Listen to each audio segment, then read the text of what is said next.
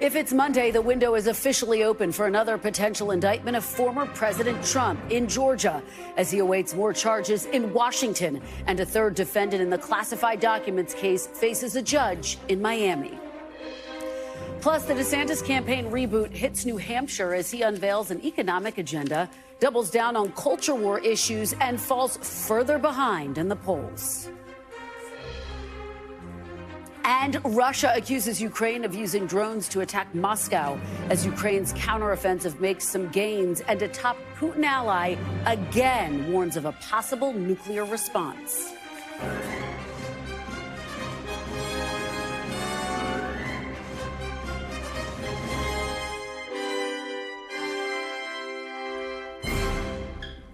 Welcome to Meet the Press Now. I'm Kristen Welker in Washington. As the Republican frontrunner for president, Donald Trump faces an increasingly tangled web of developments tied to multiple criminal investigations. The former president posted on social media today that he expects an indictment any day now in special counsel Jack Smith's investigation into interference in the 2020 election. The federal grand jury in that case is expected to meet as early as tomorrow. He's also awaiting potential indictment in Fulton County, Georgia, where the district attorney investigating his alleged interference in the state's 2020 election said she expects to announce charging decisions soon. Well, I mean, I've made a commitment to the American people, but most importantly, the citizens of Fulton County, that we were going to be making some big decisions regarding the election investigation, and that I would do that before September the 1st of 2023, and I'm going to hold true to that commitment. The work is accomplished. I mean, we've been working for 2.5 years. We're ready to go. Meanwhile, Mr. Trump's Mar-a-Lago property manager, Carlos de Oliveira, made his initial court appearance in Miami today, following last week's superseding indictment that charged him and the former president with obstruction of justice in the case tied to classified documents. De Oliveira's arraignment had to be delayed to next month because he's been unable to find local counsel. As Mr. Trump's legal issues grow, so does his lead in the Republican primary. He's now opened a massive 37-point gap over Florida Governor Ron DeSantis, according to a New York Times Siena College poll released today. With a commanding position inside his party, the former president this weekend demanded elected Republicans use their powers to defend him. The radical lunatic Democrats, they impeach me, they indict me, they rig our elections. And the Republicans just don't fight the way they're good people, but they don't fight the way they're supposed to fight. The others are dirty, sick players, and the Republicans are very high class. They've got to be a little bit lower class, I suspect. Any Republican that doesn't act on Democrat fraud should be immediately primaried and get out. To get us started, I'm joined by Garrett Hake, who's been covering the Trump campaign. Also with me is NBC News Justice and Intelligence Correspondent Ken Delaney at the Justice Department, and NBC News Correspondent Blaine Alexander in Atlanta. NBC News legal analyst Chuck Rosenberg, a former U.S. attorney and former senior FBI official, and we'll be joined by Garrett Hake in just a moment. But Ken, let me start with you. Explain exactly what happened in court today there in South Florida. Trump's Mar-a-Lago property manager, Carlos de Oliveira, now faces an August 10 deadline to get a lawyer. Yeah, that's right, Kristen. Like a lot of people of limited means, he wasn't able to immediately find a white-collar defense attorney to respond to these obstruction of justice charges. Now, very often a judge will allow a public defender to stand in for an arraignment, which is a simple plea and a reading of the charges, but that didn't happen today. So he had his first appearance in court. He was released on $100,000 surety bond, and he's coming back. What was interesting is the magistrate judge said today that Judge Aileen Cannon wanted to make sure that he got arraigned before the next scheduled hearing to debate the procedures on classified information. So that suggests to me that she is still interested in trying to move this case along and make that May trial deadline. All right. Well, stand by for me, Ken. Garrett, let me turn to you now. What has the reaction been from within the Trump campaign? We got this new polling today, 37-point lead over Ron DeSantis, his closest rival. And of course, it comes with all of these legal challenges looming large over him. Well, Donald Trump has surprisingly only reposted that poll once so far. I would expect to see it more. But broadly speaking, their answer has been, we told you so. I mean, they feel like He has been the runaway favorite in this race really since the New York indictment. They've argued for a long time that these indictments don't hurt him at all, that they feel like they have pretty effectively weaponized them, not just against Joe Biden, but against the rest of the field, where they've forced everyone to basically pick a side.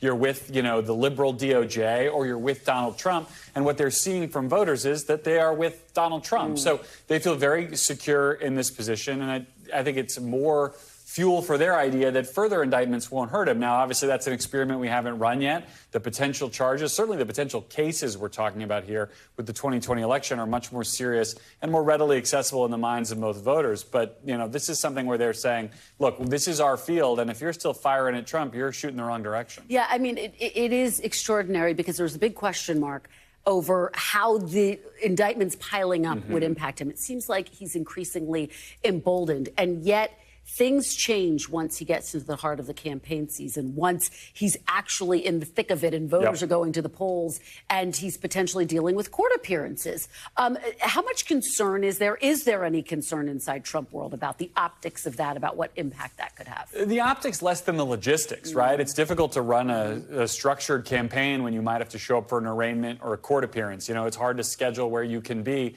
if you don't know when the other shoe's going to drop and somebody else, the Justice Department in this case, is pulling the strings. But in terms of the optics, again, they feel like this is something they can lean into. And if they're still beating their closest Republican challenger by 30 some odd points, they can make that argument that this is all about going after Joe Biden and look how Joe Biden's going after us. So I think they feel like they can work within that space if it comes to that. It's the logistics that are as much a problem as anything else. But again, with a lead that big, you don't have to do a lot of events to hold your position. No, you're absolutely right about that. Chuck, help us to sort of orient ourselves from a legal perspective. We are obviously in this extraordinary moment where, as the former president himself has said, there could be another indictment any day now in the January 6th case, a possible indictment coming Fulton County, Georgia, where Blaine is. Of all of these cases you're tracking, where do you see the biggest legal jeopardy for the president? Well, there's always jeopardy, Kristen, if you're a defendant in a criminal case. One way of sort of examining your good question is which case is the most compelling. Another way of examining it would be, which case might lead to the most jail time if Mr. Trump is convicted. But let me take the first one. The most compelling case, in my view, would be the one for which he received a target letter just 2 weeks ago. The events related, I should say the activities related to January 6th and trying to overturn a fair and free election. To me, that presents an enormous threat to our democracy and would be the most compelling criminal case. By the way, the fact that he received a target letter strongly suggests that he's soon to be indicted on that basis. So I think that's the most compelling case. It's certainly the most dangerous case. And if convicted of those charges, it would be literally unprecedented. We use that word a lot, unprecedented, but the notion that a president of the United States would try to thwart the peaceful transition of power is extraordinary. That is the most compelling case to me, Kristen. And Chuck, you have been watching your analysis for a number of days now. You've been very clear that a target letter is a pretty significant sign that we can have confidence that an indictment is coming. Talk a little bit about why. And also, you've expressed some questions about Smith's strategy of lumping all of these defendants in together. Talk about the potential challenges around that as well, if you would. Sure. So first question first, Kristen. The last thing you want to do today is go home, open your mail, and find a target letter. It means that the Department of Justice has decided that you are a putative defendant, someone who is likely to be charged with a crime, and has told you so in writing. When I was a federal prosecutor, I occasionally sent out target letters, never as a bluff, never as a feint. It was never a game. It was deadly serious, meaning we are going to charge you. We're going to ask a grand jury to return a true bill, an indictment. And so because he received a target letter, we ought to expect that he will be charged with federal crimes and soon. To your second question, I think it's a difficult call for prosecutors when they decide to put a number of defendants at the table sitting next to Mr. Trump. There's a great disparity, of course, between the former president and relatively low-level workers at Mar-a-Lago. Moreover, it may take the jury's focus off of Mr. Trump, and it may also complicate the government's case in the following way. With 3 defendants, you have 3 defense teams. With 3 defense teams, you have 3 defense opening statements, you have 3 defense closing arguments, and each and every government witness is cross-examined 3 times. So I don't mean to suggest that they got it wrong. All I'm saying, Kristen, is that it can be a difficult strategic decision. Obviously, the Smith team had good reasons for doing it. My preference might have been, in a perfect world in which we do not live, to have the president sitting alone at defense table. But that's not what we're going to get, unless, of course, Mr. Nada and Mr. De Oliveira decide to plead guilty and cooperate against him. But right now, 3 defense teams representing 3 defendants. Well, fascinating and a lot to watch as we wait for the next potential court case. And with that, Ken, let me go back to you and ask you about the fact, of course, as we've been saying, that De Oliveira's, wasn't able to find a counsel. And so his trial has been delayed. Do you have a sense of how long and how that could impact the overall proceedings here? Well, his trial date would be the same. It's the May date that Judge Aileen Cannon has set for this proceeding. What's delayed is his arraignment, which is simply the reading of the charges, and he would enter a plea. And so he had his first appearance today. He'll eventually be arraigned. He's got a lawyer now. It's just his lawyer is not admitted to practice in the Southern District of Florida. But because he has a lawyer, that lawyer can begin getting ready to answer these charges. So there really isn't an excuse. The addition of a 3rd defendant and a new obstruction of justice conspiracy arguably could be a reason to delay this trial a little bit. But there are many experts that we've been talking to who do think that they can, if they put their mind to it, they can get this tried by May of next year if Judge Aileen Cannon really wants that to happen. Of course, there's going to be litigation about many issues, and there may be appeals, and that could really throw a wrench into things and delay things, Kristen. Blaine, let me turn to you now in Georgia, where today a judge rejected the former president's attempts to basically quash the grand jury report that could potentially lead to an indictment there. Of course, a grand jury investigating efforts to overturn the 2020 election. What can you tell us about this and about a potential indictment based on what we're hearing from DA Fani Willis? Well, Kristen, this really is kind of the latest blow to the former president and his legal team in their efforts to try and preemptively fight any potential charges that may come here in Fulton County. So the former president's legal team has made 3 different attempts through a number of different filings to essentially get this whole thing to go away. They're asking that DA Fani Willis be disqualified from investigating the former president. They're asking that the special grand jury's report itself be quashed and just not even allowed to be considered. Well, the first attempt before a Georgia Supreme Court, that was struck down several days ago unanimously. The second was struck down today by a judge here in Fulton County Superior Court. And in a footnote, the judge who wrote that order, Judge Robert McBride, indicated that his decision today could possibly nullify that 3rd report that's still hanging out there. So really, if that is the case, what that would do is that would clear the way for any potential charges to actually stick if they were to come in this case. Now, that clears the way, of course, Kristen, for your second question, which is timing.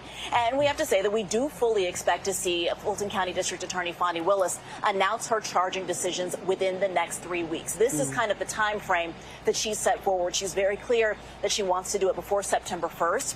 She put out that letter that we all remember to local law enforcement saying, hey, between July 31st and August 18th, I'm having most of my staff work from home. Please don't schedule any sort of in-person trials here at the courthouse. We really want to shore up security around the courthouse. So that's certainly the strongest indication that she is preparing to present possible indictments against high-level figures in her investigation. The other thing, Kristen, that we know is that there are 2 grand juries that are currently seated, Grand Jury A, Grand Jury B. We know that one of those grand juries is who she's going to be presenting her case to in the weeks ahead, Kristen. Blaine, let me follow up with you quickly. You talked about security. What type of preparation specifically are you starting to see there? How robust is the security presence? Well, you can see some of them behind me right now. We're talking about a few orange barricades that have lined the front of this courthouse. It's not something that we typically see here. Those started going up over the weekend. The other thing is we expect it to kind of ramp up over the next few days, and that's because security is something that has long been on the DA's mind. You know, she has talked about it with reporters over the past year, including me, saying that she's upped her own security. She's received a number of personal threats. She wanted the FBI to come in and make sure that security was up to snuff here at the courthouse, and it's something that she addressed over the weekend. Take a look. Obviously, I sent a letter to the sheriff that leaked immediately almost and to other county officials saying that I thought that some people may not be happy with the decisions that I was making. And sometimes when people are unhappy, they act in a way that could create harm. I'm not willing to put my employees in harm's way. I'm not willing to put any of the employees or the constituents that come to the courthouse in harm's way. So you heard her right there. She doesn't want to put anybody in harm's way. Again, that's why she kind of blocked off this 3-week time period. Again, the strongest indication that we could see charging decisions very soon, Kristen. Okay, well, I know it's a busy time for you, Blaine. Garrett, let me turn back to you. Obviously, the Trump team watching all of these cases very carefully, but you say they really have their sights trained on Georgia. Why? Yeah, my sources in Trump world have always indicated that Georgia's the one they're worried the most about for a variety of reasons. The first is that the evidence is the easiest for people to understand. This is one with the famous phone call asking for votes. This played out in front of people in a way that January 6th did as well, but the case here is just very straightforward and easy to understand. Also, their attorneys here are a different set from everywhere else where they're working, and it's a case that's outside the federal system, so it's one where even if Mr. Trump lost it, won the White House, he wouldn't be in a position to pardon himself. Everything about Georgia, I forgot one other, the jury pool in Atlanta would be presumably much more favorable, much more anti-Trump. So everything about that particular case is kind of the one that the Trump people have circled on their calendars. It's great reporting from inside Trump world. Garrett, Chuck, let me just ask you finally. According to the Washington Post, there has been a super PAC has basically spent more than $40 million on legal costs this year alone. And there's reporting also that Smith is interested in how lawyers for witnesses are being paid. Talk about the significance of all of this. What types of red flags does this potentially raise? Yeah, a couple of red flags. So, I mean, first impression, of course, Kristen, is that Mr. Trump generates a lot of work for white-collar criminal defense lawyers. But hypothetically, imagine there was an investigation at NBC and you, Kristen, were being questioned just as a witness, somebody who might have pertinent information.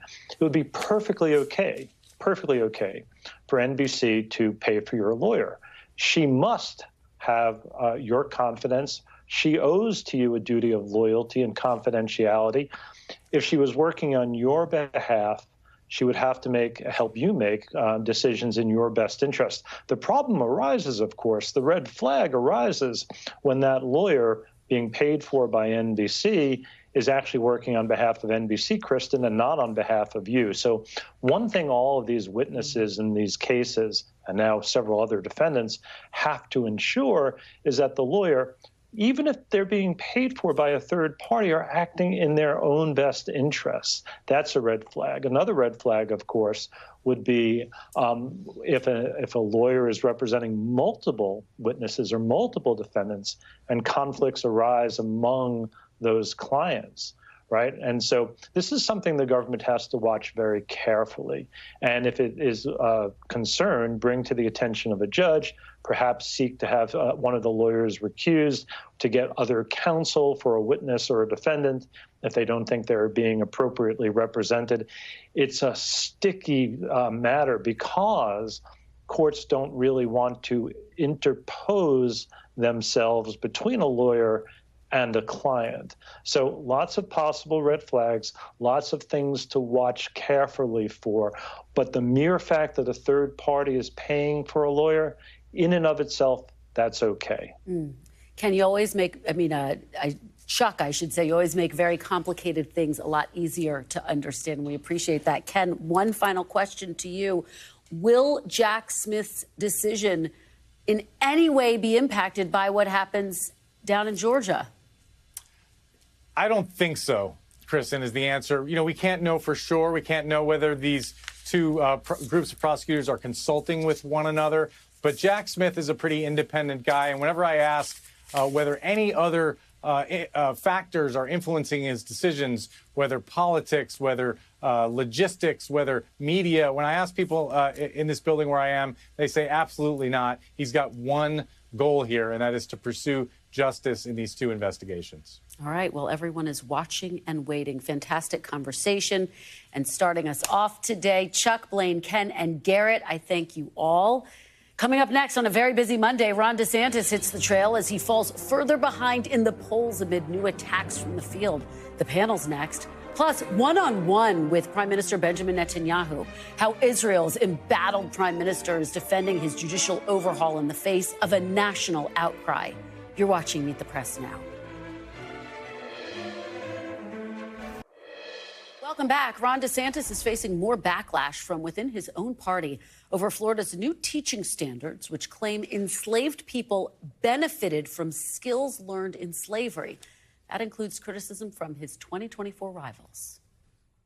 Anybody that is implying that there was an upside to slavery is insane. This is one more part of a fact pattern of Ron DeSantis being mean and hateful. Slavery was really about separating families, about mutilating humans, and even raping their wives.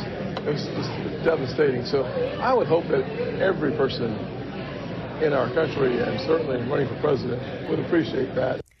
Now, DeSantis has fired back, a move that has at times elevated the backlash. But in an interview with NBC's Gabe Gutierrez, DeSantis defended his actions. Do you really want to pick a fight with several black Republican Congress? It's not picking a fight. Standing up for the truth, if somebody is siding with Kamala Harris to launder a lie about work that these black history scholars did in Florida for our State Department of Education just to try to score political points against me, that's not standing for the truth. The infighting comes as the Florida governor trails frontrunner Donald Trump in the polls and as his struggling campaign operation tries to hit the reset button. Joining me now is our panel, Benjy Sarlin, Washington bureau chief at Semaphore, Ameshia Cross, Democratic strategist and Sirius XM political analyst, and Stephen Hayes, editor and CEO of The Dispatch and an NBC News political analyst. Thanks to all of you for being here. I thought, Benjy, the exchange with Gabe was so interesting because here you have Gabe giving him kind of an opening, an opportunity to clarify where he stands on this incredibly controversial curriculum in Florida. And yet he did not take that opportunity, kind of doubled down. Yeah, what strikes me about this whole exchange is that it's so easy to move past this issue if you want without conceding anything, without having to say you back down. All you had to do was say basically what Byron Donald said to DeSantis that set off a lot of this, which is, I actually agree with these standards, and I don't think they ever intended to say slavery was good. They should just tweak this one sentence to make it absolutely clear. And instead, you saw he went nuclear. His staff compared him to Kamala Harris. Now he's doing the same thing.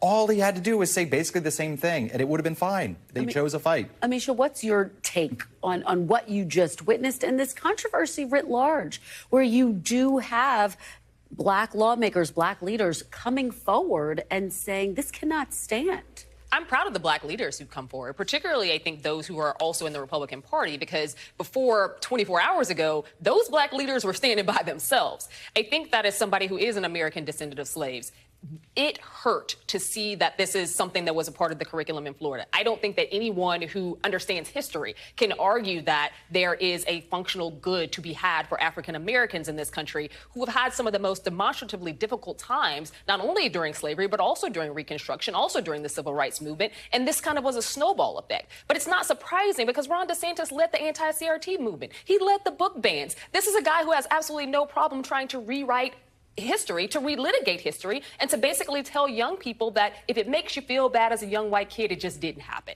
That's frustrating. Stephen, let me ask you to respond. And within this context, that everything we're discussing is coming against the backdrop of DeSantis basically trying to reboot his campaign. One of his supporters, Ed Rollins, or maybe former supporters, said, I don't think it's the campaign's fault at all. I think it's his. I think he's been a very flawed candidate. I know some of the people around him, and some of them are good, talented people. But every time he opens his mouth, he has a tendency to, shall we say, think out loud, and he clearly doesn't understand the game. What do you make of that? Yeah, I mean, I think there's certainly some truth to what Ed Rollins is saying. I mean, to go to Benji's point, I think there's a reason to a certain extent that you're not seeing DeSantis push back, and that's because they think when Kamala Harris came down and made this a bigger issue, they think that redounds to their benefit to a certain extent in a Republican primary. I will say I think that the characterization from many in the media of the curriculum overall has been unfair. There are 191 bullet points. They give a detailed and exhaustive accounting of just how horrific slavery was. I think they shouldn't be fighting on this one point, clarify it, move beyond it. They've chosen not to do that for the most part. But I think they don't think that this is a fight that hurts them. And I understand what you're saying. There are a lot of bullet points. That one bullet point, though, I think, and based on what you're saying, Ameshia, is so offensive to so many people because it seems to try to paper over what happened. Absolutely. And it's a weird juxtaposition in our nation's history where you also have President Biden, who was honoring a lynching victim and his mother. So you have the Emmett Till memorials going up, and then you also have this happening. And it comes again on the heels of trying to, again, relitigate the past, trying to turn white supremacy as an economic good, as a beneficial good, even towards the black people who got absolutely nothing out of it. I think that's where the offense comes from. And even though it is just one sentence, that one sentence for those of us who have parents, grandparents, other people in our family who have lived through, my grandparents were from Mississippi. I have direct ancestors who were working in some of the hardest places in the state of Mississippi who worked those cotton fields. So to see that is really frustrating, and it's hurtful. And it's hurtful because not only Florida, other places will try to come on the heels of this as well. And it would be very easy for Ron DeSantis to come out to say what Byron Donalds did to ensure that this was kind of, eradicated. But he has no means of doing. He doesn't want to do it because, quite frankly, he doesn't care about black people, the black vote, or black history. Stephen, let me let you respond, and then I want to look at some polling. Yeah, I mean, I think, look, there's language in the AP curriculum that's similar to the language that's in this. So yes. The context matters here, but I think your point is well taken. If you look broadly at what DeSantis has done and how he's run his campaign, many people think he's forfeited the benefit of the doubt. I mean, if you look at the other controversies last week, where he had a campaign staffer who created this ad with Nazi iconography in it, and this was a campaign staffer who had previously gotten in trouble for defending Nick Fuentes, and the DeSantis campaign hired him after he had defended Nick Fuentes. It's just that you do things like that, you lose the benefit of the doubt. I want to ask you about some of the polling, Benji. Really fascinating. I know you've been digging into all of the numbers. Yeah, I can't get enough. New York Times Siena College poll, 2-1 voters chose Trump over DeSantis on qualities like strong leader, gets things done, able to beat Biden. And then look at this, Benji. 65% say they're more likely to support a candidate who focuses on restoring law and order than defeating woke. That, to me, really stood out because if DeSantis is running the war against woke and former President Trump is focused on kind of his core issues, what they've always been, is that the area where he's failing to pick up voters? Well, it was actually one of several items in that poll that also stressed that the woke message, when they tested it, seemed to either lose out to other issues or even that Republican voters polled seemed to actively dislike it. For example, the same poll showed that voters preferred you don't go after companies, that you say are woke, that you let companies say what they want and not punish them. Now, here's the thing. It's hard to test these issues, right? Partly because a lot of people don't know what woke means. How you word this can matter. But one way to interpret this is that when you see this as a Republican voter and see woke ideology, you assume it's about Ron DeSantis. And in a poll where you're getting absolutely blown out, a lot of those voters might be saying, yeah, I don't care about the woke stuff because I don't like Ron DeSantis. Either way, it's not good. And he's running against a front runner who is facing all of these legal challenges, as we've been discussing, but who seems to just be made of Teflon. This was Will Hurd was booed in Iowa for criticizing the former president. Chuck asked him about this yesterday. Let's take a look at that. Donald Trump is not running for president to make America great again. Donald Trump is not running for president to represent the people that voted for him in 2016 and 2020. Donald Trump is running to stay out of prison. And if we elect My goal was not to go in there and talk to the people that, have been frustrated when they're told that the person that they respect has been lying to them. I was there to talk to the people that believe in personal responsibility, that believe character matters, that believe service matters, that believes that the United States has a role in the world and it's important to us back here at home. Stephen, what does that moment say to you and his explanation? I mean, Will Hurd is, unapologetic about his criticism. Look, there's a lot of polling among Republicans that find that they not only don't have a problem with what Donald Trump has done, they don't believe the reporting on it. I mean, there's polling that suggests they don't even think he kept classified documents. This is a hard argument for Republicans to make. I find it fascinating that you don't have more Republicans doing what Will Hurd is doing, because by going after the Biden administration, going after the DOJ on these prosecutions of Donald Trump, his opponents are making his case for him. You want to know why nobody's close to Donald Trump in the New York Times Siena poll?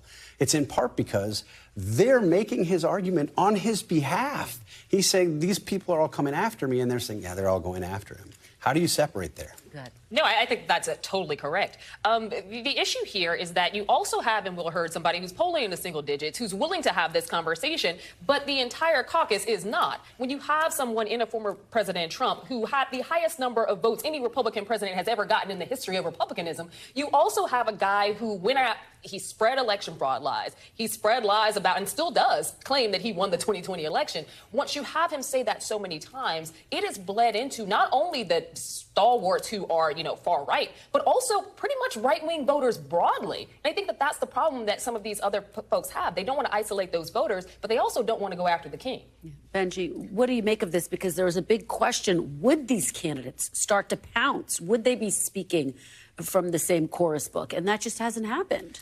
And I don't think anyone expected Ron DeSantis or even Mike Pence to sound like Will Hurd here. I don't think was the expectation. They were all going to run out and say Trump's only running for president to stay out of prison. But what has happened is, as we've said here, they've accepted this basic premise that DOJ is out to get Trump. It's out to get conservatives in general. At the same time, some of them are starting to poke around this idea, like Nikki Haley, we have to move past Trump's drama. And now DeSantis' staffers are starting to say things like, well, Trump is spending all his money on legal fees.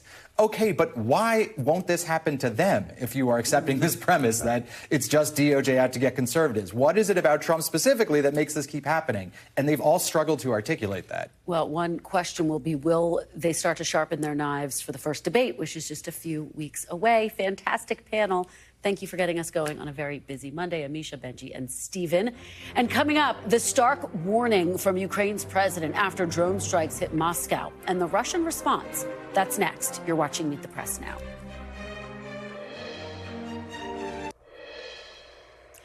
Welcome back. We turn now to the war in Ukraine, where earlier today, 2 Russian missiles slammed into a residential building, and an education institute in President Zelensky's hometown.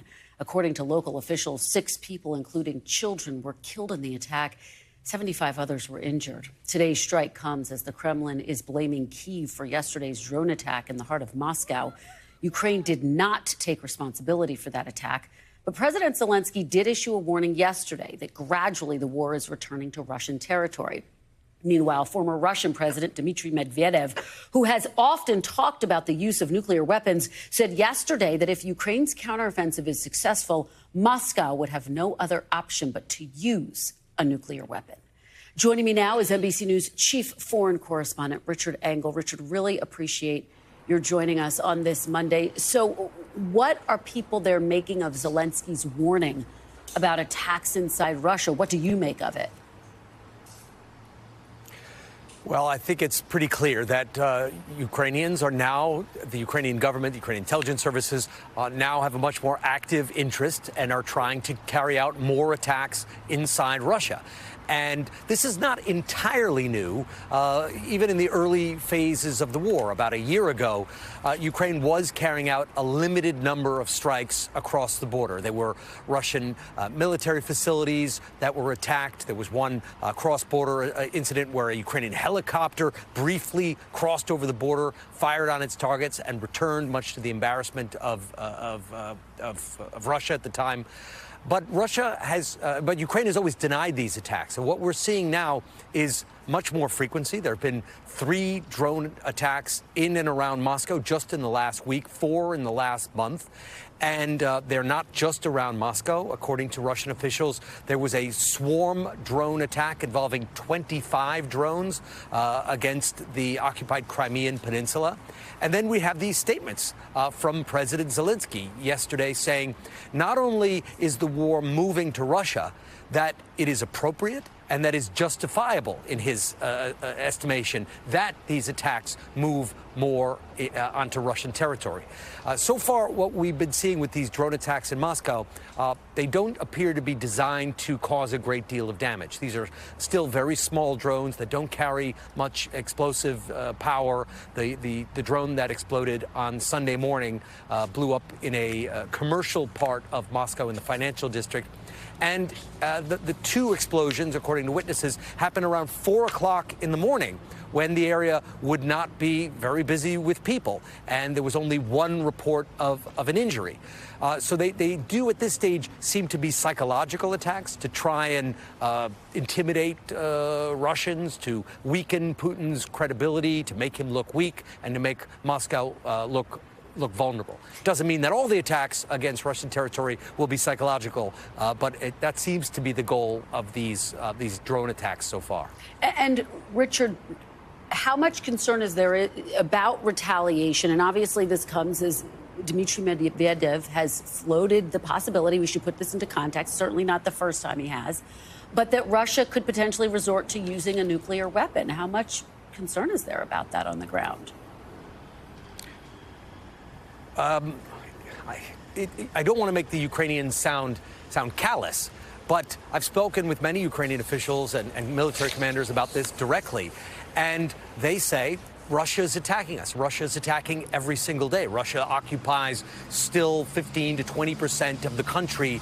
Russia attacked an apartment building in Kryvyi Rih just several hours ago, and Ukrainians have told me that what else can Russia do? They are already occupying our land. They've already left a trail of mass graves behind. If they want to go down in history as a nation that also unleashed nuclear weapons against a country that it invaded because it was losing a war, then history will judge them.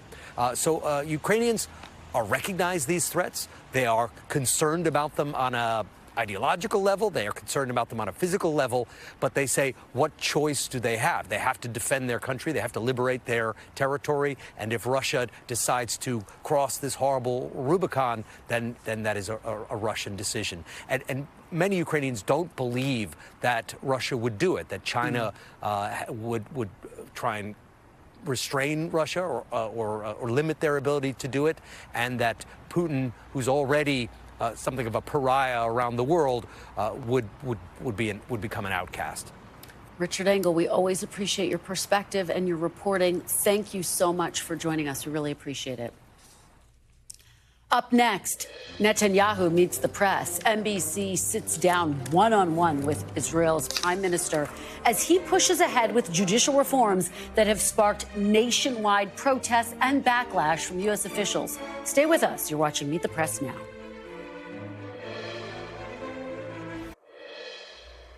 Welcome back. Israel is in the midst of a constitutional crisis 1 week after Parliament passed the first part of Prime Minister Benjamin Netanyahu's controversial judicial overhaul plan. Earlier today, the country's Supreme Court announced all 15 judges will hear oral arguments against the reforms, marking the first time in the country's history that the extended bench would preside over a hearing. NBC News foreign correspondent Sanchez sat down with Prime Minister Netanyahu today and asked him about his controversial judicial reforms. Prime Minister, you successfully passed the first part of your legislation, but only after 6 months of mass protests that have left this country so divided. Israel's president has actually warned of the danger of civil war. Was it worth it? There won't be civil war, I guarantee you that.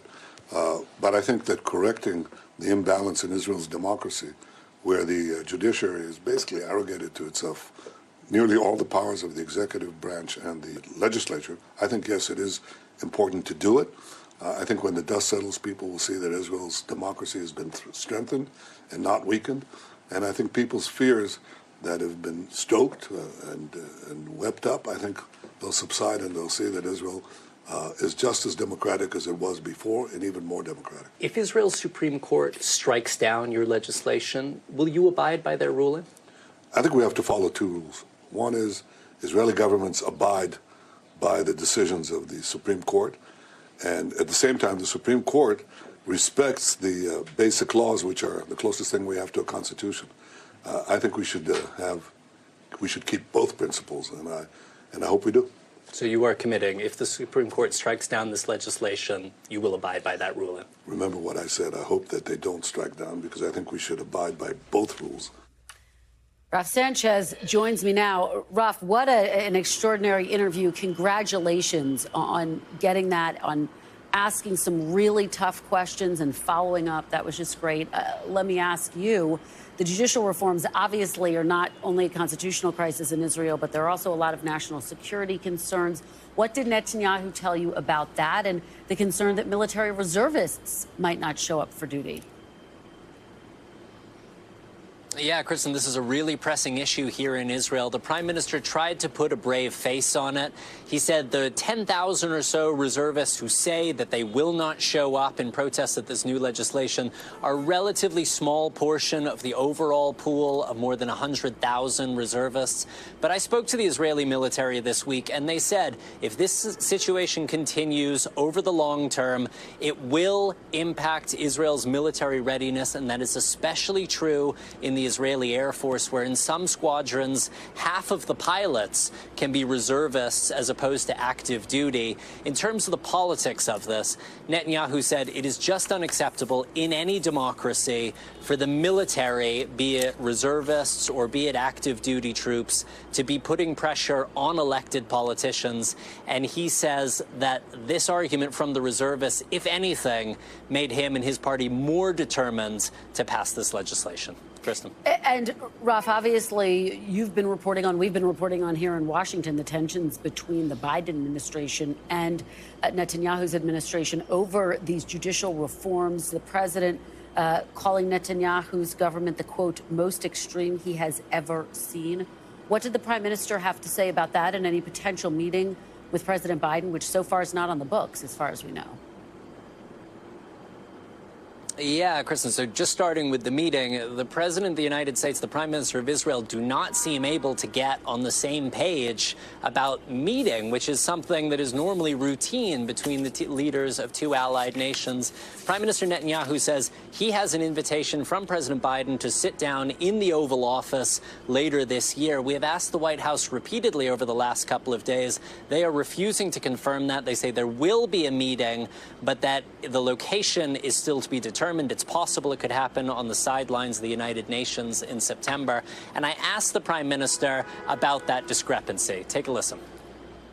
Well, I'm not going to get into the discussion that I had with President Biden, but I can tell you that I stand by what I said. But I think, look, I think our relationship has its ups and downs. It has its differences, but basically it has its ups. And the best adducement to that fact is what the administration itself says. It says that our relations, the alliance has never been stronger. Our military and intelligence cooperation has never been stronger. It's true. Yeah, we can have our differences. President thought that we should try to achieve these reforms by consensus. I happen to agree with him. I've tried, and I'm still trying. But I think ultimately it's a decision that is made, as in any sovereign democracy, by the elected officials of Israel, and that's what we're doing.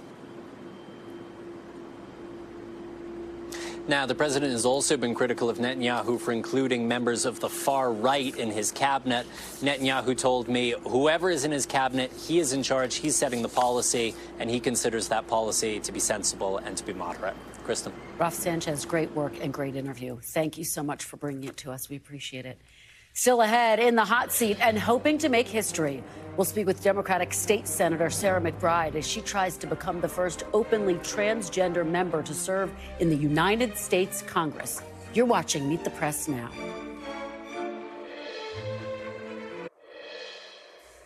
Welcome back. Delaware's sole House seat is up for grabs as its current congresswoman seeks to replace retiring Senator Tom Carper. Enter Delaware State Senator Sarah McBride, who launched her historic bid for the seat last month. If successful, she would become the first transgender person elected to Congress. And joining me now is Delaware State Senator Sarah McBride. Thank you so much for joining me. Really appreciate it, State Senator. Thanks so much for having me. We do want to get to the historic nature of your candidacy in just a moment, but first I want to talk a little bit of policy with you. At the forefront of your campaign, pushing for things like paid family leave, childhood education. I don't have to tell you, we currently have a split Congress. If you were elected and if Democrats were still in the minority, how would you push to get those priorities passed? What would your strategy be? Well, the reality is that we can never let up in our fight for workers and families, regardless of who controls Congress. But I believe that in 2024, the Democrats will retain control of Congress. They'll retain control of the U.S. Senate, and Joe Biden will be reelected to the White House. And we will have the power to pass the kinds of policies that unfortunately fell out of what was the Build Back Better Act policies, like paid family and medical leave, affordable early childhood education, elder care and home care policies that I've seen in my own life are urgently needed while I served as the caregiver to my husband during his battle with terminal cancer. But regardless of how the election turns out, that can't take away our responsibility to fight for the policies that people need. Let me ask you about the election. You are running for Congress in Delaware. Of course, that's the state that President Biden once represented for many years. Do you think that President Biden is the strongest and best person to represent Democrats in 2024? Absolutely. Joe Biden has been an incredible president, just as he was an incredible vice president, and before that, senator from Delaware. You know, when Joe Biden set out to run for president and talked about being bold and building bridges all at the same time, a lot of cynical political observers thought that wouldn't be possible. But in his time in office, he's passed the most significant investment in infrastructure since the 1950s.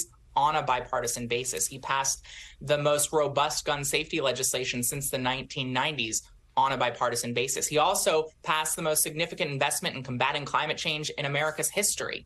And so Joe Biden has gotten a lot done, but of course there's more to do. And I believe that he is the best person to lead our ticket, and I look forward to being on that ballot alongside him come 2024. Let me just follow up with you. You've seen the polls. A significant number of Democrats, members of your own party, have concerns about his ability to serve. What do you say to voters who are concerned about his age and his ability, his agility as well?